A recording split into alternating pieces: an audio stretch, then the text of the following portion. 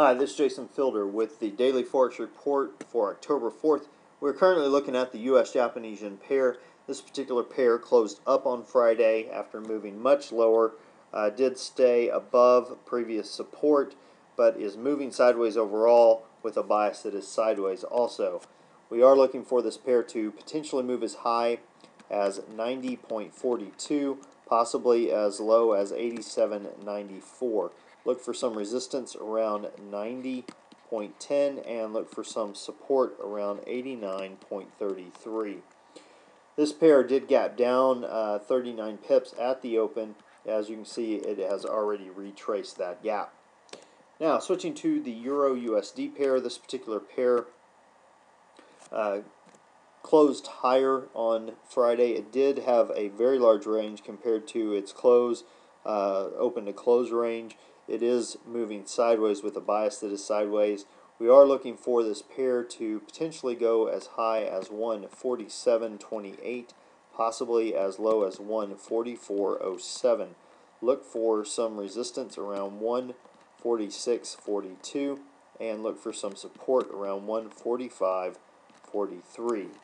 Now this pair did gap up 38 pips at the open. It has pulled back, but not quite enough to complete the gap from Friday's close.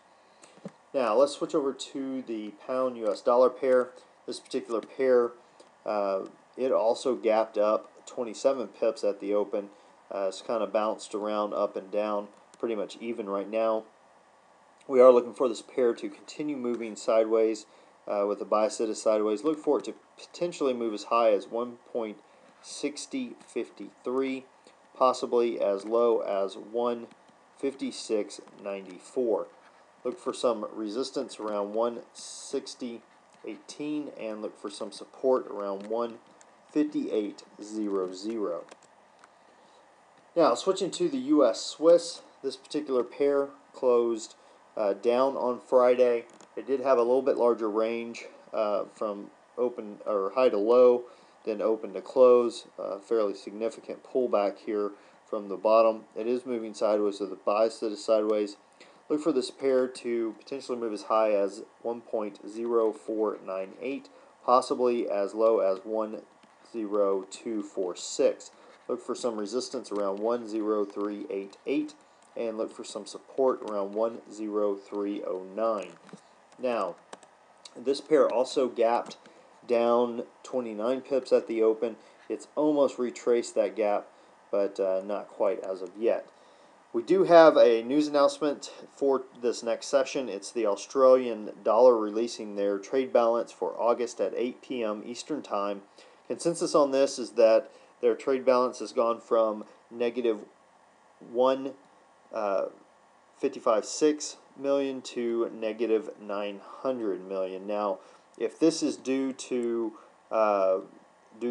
additional exports, that would be good news for the Australian dollar. If it's due to just less imports, then it would be, of course, negative news for the Australian dollar. So definitely keep an eye on this. This is one of the 5 big news announcements for any currency, so definitely keep an eye on it.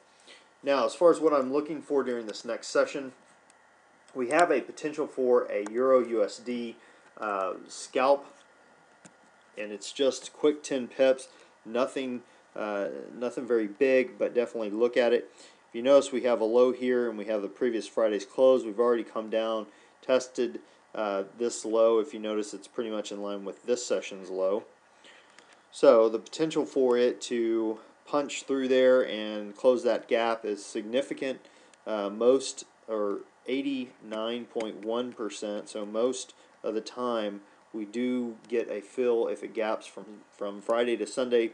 We do get a fill in between that following Sunday till Friday's close, an 89.1% chance of filling that gap. So with that in mind, with knowing that the odds are on our side, there's about a 10 pip gap between the low so far here and the previous Friday's close. If we get a break below this low, then I can see it just pushing through there and grabbing just a few pips really quick. And I do believe that if it drops below that it will do it really quick. So definitely keep an eye on this quick little scalp trade.